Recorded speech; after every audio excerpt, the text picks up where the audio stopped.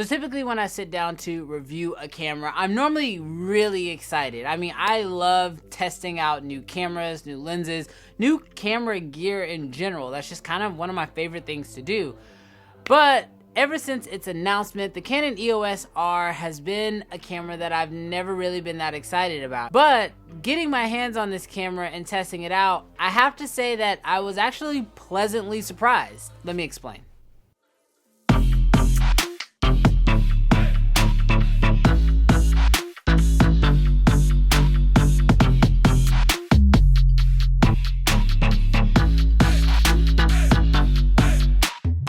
What's good, creative fan? Brandon Washington here, and first of all, if you're brand new to the channel, definitely consider hitting that subscribe button because this channel is all about filmmaking gear, tips, and tutorials.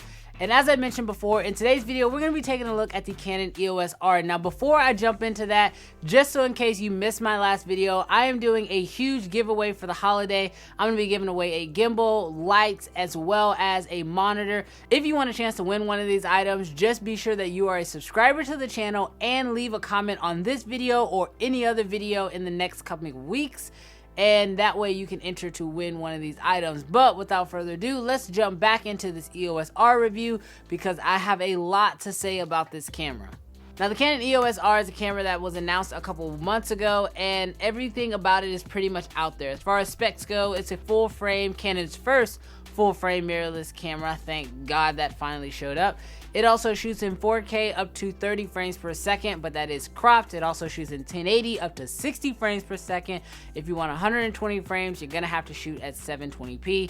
It also has everything that you would expect out of a Canon DSLR, but it's just mirrorless now. So you're gonna get that amazing dual pixel autofocus for video. You're gonna get pretty decent autofocus for photos, and basically, as far as I'm concerned, this is basically just like the mirrorless version of a 5D Mark IV mixed in with a little bit of 6D Mark II options. Now, I will say for the first time on a Canon DSLR or Canon camera in general in this little price range, when it comes to your bitrate, you actually have some options here. Now, you have internally, it'll record at 8-bit, but if you use an external monitor, you can get 10-bit out of this thing, which is a nice little additional bonus. Now, trust me, I, just like a lot of you guys, heard all those specs and immediately started judging this camera. I know personally, I judged the mess out of this camera. I was really let down by this camera. This is not the mirrorless camera I was expecting to get from Canon, and it is the one that we got. Now, one of the big benefits, or one of the newest features of this mirrorless camera, is their new mount. This whole new mount brings on a whole new line of lenses, and so when I tested out this camera, I tested it out with the 24 to 104 or 105 maybe, yeah, 24 to 105 millimeter lens that is native to this, and as a combo they work flawlessly together. I have to say that this is a really good camera, and that's actually one of the things I wanted to touch on. A lot of people thought that when I decided to go over to Sony instead of shooting on the EOS R, because as a lot of you guys may know, I am a 1DX Mark II owner, and I've been shooting on that camera for years now, and so naturally when it came to mirrorless, everyone assumed that I would choose to go with the EOS R route. But I have to say that this camera lets me down in a lot of different categories. Now, I don't typically like to start off my video by pointing out negatives in a camera, so I'm going to start quickly with some of the positive things I do love about it. Like, for example, this camera has a flip out screen, which is like, it's kind of a no-brainer. Like, I don't understand why all cameras don't have this by now, because so many people are using their DSLRs and mirrorless cameras to film themselves, and a flip out camera or a flip out screen is such a huge part of that definitely makes things a lot easier. Another thing that I really did love about this camera was the fact that how well it worked. I mean, if you've ever shot on any other Canon camera, you're pretty much going to be able to pick up this mirrorless camera and just be able to go. You know, with all my years of shooting on different Canon cameras, it took me no time at all to figure out the menus, figure out where the buttons were, and be able to start recording and using this thing seamlessly. You know, having that amazing Canon color, having some of those extra little features that Canon threw in there, like for example, whenever you actually turn the camera off, it actually hides the sensor, which means that the sensor won't get dirty, which is a huge benefit to this camera. All these little nice little things definitely makes the Canon EOS R a phenomenal camera. However, at this point in time in 2018, almost 2019, all cameras sort of look good. I mean, it's really hard to pick out a camera that's come out in the last year that is just awful. I've had the privilege of being able to shoot on a lot of different cameras, whether that's the 1DX, the Sony series, even the Nikon Z7, the Canon EOS R, the Fuji X-T3, I've even been able to test out the Blackmagic Pocket Cinema Camera 4K, and all of these cameras are good. All these cameras do very well at pretty much giving you a good image that you can put out. That is one thing that has kind of been the standard for cameras going forward. I mean, let's face it, even our phones can take really good video. So for me, it didn't just come down to the picture quality, it also came down to those specs, and that's where this camera breaks down for me. You know, the fact that you're only getting 4K at a cropped mode. I love full frame. I absolutely love full frame. I love the picture. I love the shallow depth of field. I love the fact that I get the full use of all my lenses. You know, so for me, having full frame 4K was really important. Also, being able to have 120 frames per second at 1080 was really important as well. I mean, these are things that I really liked having in my 1DX Mark II, not the 4K crop thing that you get on the 1DX, but 1080 at 120 frames per second was really important to me as well, and so I liked having that, and the fact that the EOS R did not give me that was one of the reasons why I started shifting away from it. And probably the biggest thing for me, and the reason why I have not been really recommending this camera and I did not choose to go with this camera, is the fact that it comes in at $200 more expensive than the Sony a7 III. Now, hear me out, because I know I'm going to be getting a lot of thumbs down on this video already from all the Canon people out there, but I have to say this.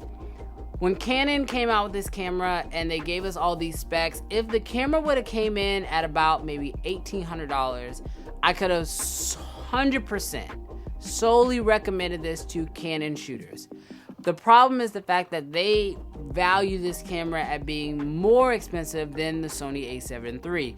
Now, a lot of people will say, well, it's because you're getting a higher bit rate, and so you're gonna get more information in your video files. And when I look at that, I just say I don't really need that extra bit rate. I mean, most of us are publishing our videos to the internet these days, and so unless you're doing like some crazy color grading effects, things like that, you really don't need all that extra bit rate. On top of that, I still want full frame 4K. I still want 1080p at 120 frames per second. And so if and when Canon gives us that in a mirrorless camera, if this camera is already $2,200, how much will that camera be? That's the reason why I chose to go Sony versus going with the EOS R, because the EOS R basically helped me kind of see the roadmap for where Canon was going with theirs, and personally, I didn't really see myself continuing to spend that much money to get what I wanted out of their camera. When I bought the 1DX Mark II, it was pretty much the only camera on the market that allowed you to have things like 4K 60, 1080p, 120 frames per second, you know, and especially keep it in a DSLR body style. And don't get me wrong, a big DSLR body style, but still nonetheless a DSLR body style. But today, with the mirrorless cameras that are coming out, with you having like the Fuji X-T3 that gives you 4K at 60 frames per second, having the Sonys, having the Panasonics, having all these different options, and me now realizing that it's not important to be tied to a specific brand, but more so finding the tool that best fits my needs for my narrative. That's the reason why I chose to go the Sony route, at least for now. Now, I'm not saying I'm married to Sony now. I'm saying I'm married to whatever system that's going to allow me to get what I need out of a camera, which for today, that happens to be Sony. You know, I absolutely love the Canon color, don't get me wrong.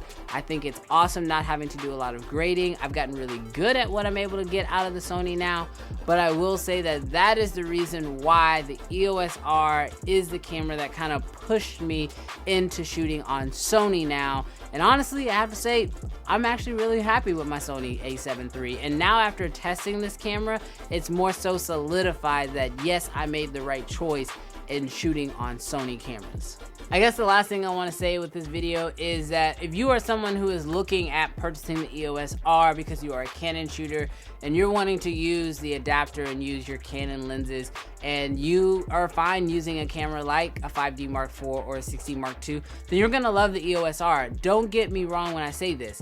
The EOS R is a great camera. The image quality is fantastic. What it can do is fantastic. However, for my needs and what I like to use when shooting, I decided to go the Sony route because that's what fit best for me. But that doesn't mean that has to be the best thing for you. If you are someone who is shooting on a Sony a7 III and you love everything about that camera and you're absolutely ecstatic with it and you're like, man, should I have gone with the EOS R? But you love all those same things that I talked about why I love it, then I think you made the right choice. You know, there is no perfect camera. As much as we all want there to be, and at one point I have to even say, like, I even made a video about it. I thought I found the perfect camera in the 1DX Mark II, but I figured out later on that it wasn't even the perfect camera. There is no perfect camera. There's only the right camera for you in that time for whatever you're currently creating. And so hopefully this video helped you guys see kind of my thoughts behind each of these cameras and why I went the route that I went, and maybe it can open up your eyes as far as what you need to do in finding your camera. But all in all, it's all about finding whatever is the best gear for you. I hope this video was helpful. I know it was not necessarily a full-on review. It was more like an insight because honestly I couldn't bring myself to completing a full review on the EOS R. Sorry, I didn't really care for the camera that much. But thank you guys so much for checking out this video, and I hope to catch you guys in the next one. Peace.